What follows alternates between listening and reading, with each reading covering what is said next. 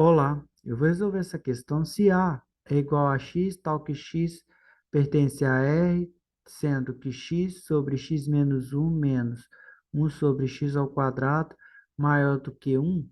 Então, aí o problema desse conjunto,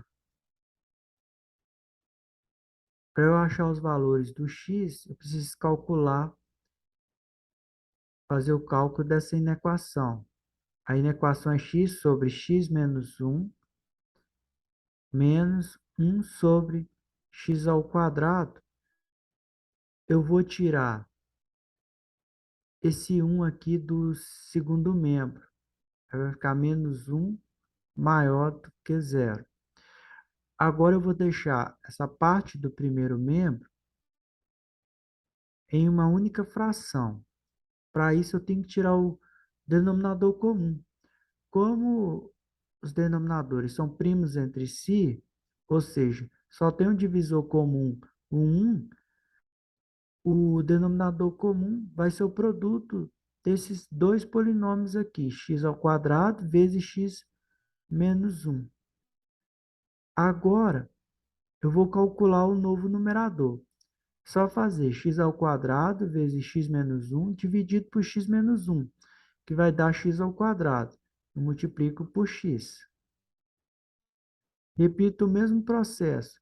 X ao quadrado vezes x menos um, agora dividido por x ao quadrado. Aí vai sobrar x menos um, eu multiplico com menos um. Agora, repetindo o processo, como eu estou dividindo por um, o x ao quadrado vezes x menos um dividido por um vai dar x ao quadrado vezes x menos um. Aí eu multiplico por menos um.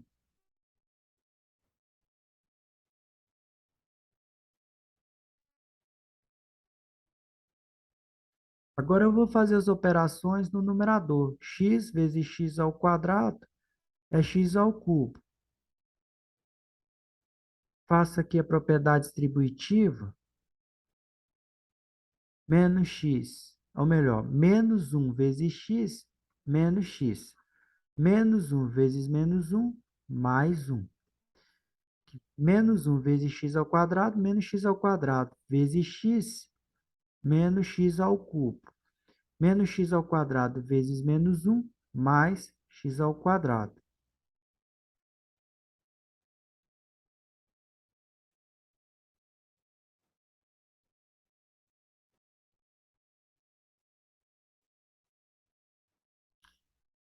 Posso fazer o seguinte aqui, x ao cubo menos x ao cubo, que é igual a zero.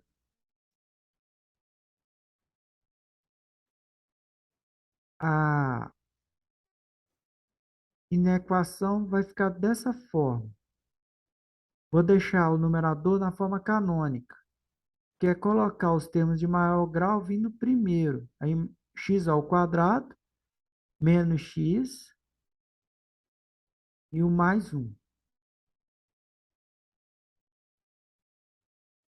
sobre x ao quadrado vezes x menos um. Agora sim, eu deixei essa em uma única fração o primeiro membro. Eu vou fazer o estudo dos sinais do numerador e do denominador para ver quanto que a divisão vai ser maior do que zero, quanto que vai ser positivo. Aí, para isso, eu tenho que calcular primeiro o numerador, fazer o estudo dos sinais do numerador. O numerador é esse polinômio aqui de segundo grau. Primeira coisa que eu faço é calcular as raízes. E na hora que eu estou calculando as raízes, eu tenho que fazer o cálculo do delta. Fazendo o cálculo do delta, que é b ao quadrado menos 4ac, o b é o coeficiente do termo do primeiro grau, que é menos um. O a é o coeficiente do termo do segundo grau e o c é o termo independente. Fazendo as operações, menos um ao quadrado é um, menos 4 vezes um, menos 4 vezes um, menos 4. Aí, 1 menos 4 vai dar menos 3. Aí, na hora que eu vou fazer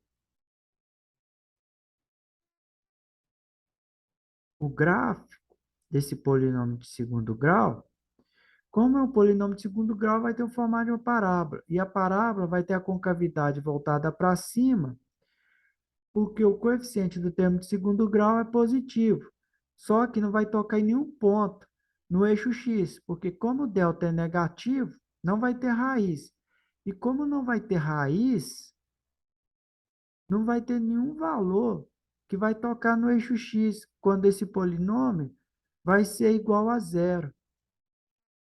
Nenhum valor do x aqui vai fazer com que o polinômio seja igual a zero. Então, não vai tocar no eixo x. Isso indica que esse polinômio ele vai ser sempre positivo, ele vai ficar sempre acima do eixo x. Então, qualquer valor que eu coloque aqui para x, qualquer número real que eu coloco aqui para x, sempre vai dar positivo.